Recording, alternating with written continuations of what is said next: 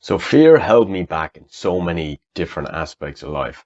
And it also controlled how I made decisions and maybe the direction that I wanted to go in my life. So I began to really realize the effects of fear when I basically realized that other people weren't as scared as I was in certain situations. And then as a result, after that, I began to adopt this quitter mentality. So, I then started shying away from anything. I don't mean anything that was like an obstacle in my way. I was basically just so flimsy, it wasn't even funny. So I very quickly compiled a list of things that I was scared of. I basically then put those things in a box. Just picture something like Pandora's box. And I said, fuck that, I am not opening that box. I'm going to stay nice and comfortable in my bubble. And that box can remain over there, shut, sealed, never to be opened. You have 100% guessed where this is going and what kind of direction my life took. But, once I made that decision of like, I'm not going to go towards anything I'm scared of, I began just binge eating. I began binge watching shows. I began to just drink a lot to avoid my like anxiety and the fear I had that was consuming me. So I did all those crappy things that, you hear everyone does in those times when they're just feeling very low in themselves. So I did all that shit. For me, really, it was a detestation of the fear and the feeling that accompanied the fear. For me, it was like this guttural feeling that was just embedded in me. And as a result, I knew if I was going to go towards a goal, a big goal, then I was going to encounter that feeling numerous amounts of times.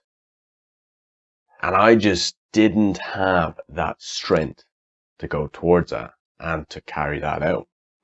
And then upon reflection and a lot of deliberation over the years, I began to realize that the more I isolate myself and the more I avoided the situations that I didn't like, the more fearful I was becoming in like other aspects of life.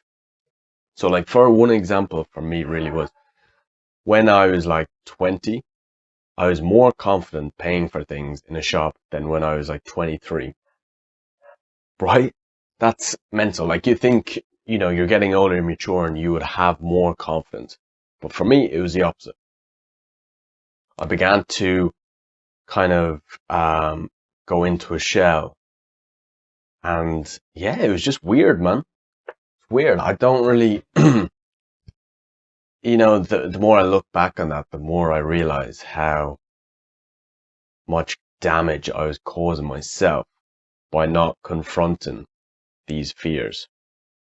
I suppose they basically multiplied over time and started then diffusing and going into and surrounding myself from all angles. Let's cut into some examples of how you can actually combat the fear or try and tackle the fear. Numero uno, you know it, you probably guessed it. It's the most common one there is. You got to go towards the fear. So that can, be in the form of small things. So do those things that you're scared of, build it up over time, and through repetition and basically attacking the fears, you become stronger. Second tactic I would employ, and this is something that in particular helps me a lot, is I give myself no other option. So for me, if I have like a deadline or something, or maybe like an appointment I need to schedule and I just keep putting it off, then I need to make a decision, aka send a text message or maybe, make that appointment like that. So it's basically like cutting out the middleman. It's like you make the decision and then you deal with the consequences later. That is a good way of doing it.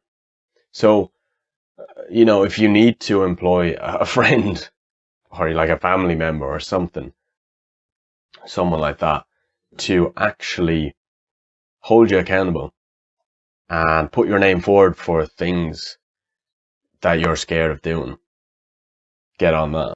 Third one is a great one. Everyone should be doing it. Exercise, and do really like strenuous exercise. Excuse me. I've been drinking like a Red Bull, and I never drink those, and I'm getting like really gassy. So yeah, exercise. Do strenuous exercise. Stuff that it actually makes you stronger mentally, and it's pushing you past your limits. All right. So say if you can only do 2 kilometers on a treadmill, ramp that up to like 3 kilometers in the next day. Get to that point where your brain is saying like, I want to quit, and then go more and more over that. That is a good way of like building mental resilience and building a solid foundation to tackle the other things that you're fearful of in life. Right. Fourth one, it kind of ties into the first point that I alluded to earlier, but this one is to sit with the fear. This is the one to kind of dissect the fear, and the best way to do that is be in a fearful situation and then kind of monitor your thoughts and what exactly is prompting you to quit. I don't know, like, you know, if you're scared of swimming, is it you're scared of the actual, I don't know, action of swimming? I'm just using this as an example, right off the dome, top of the dome. But yeah, if you're like scared of swimming, is it the water? Is it the fear of drowning? Like, I mean, that is a fucking big one. Anyone would be scared of that.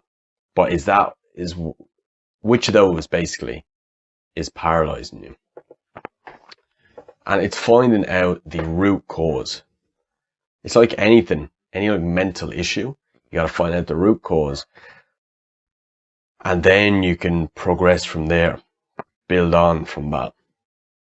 Right, that is the end of the video, and like, I'm no expert on this subject, but I'm basically someone who's just trying to tackle my fear every single day, and then try and give people, whoever is watching, some wisdom and some little tips, some minuscule tips that you could take home and apply to your own situation. So anyway, if you enjoyed this video, please like, subscribe, and even better, comment. I love to hear people's experiences, and maybe if you have other video suggestions that you would like me to do, let me know. Alright guys, have a good one, and go fucking get it, man.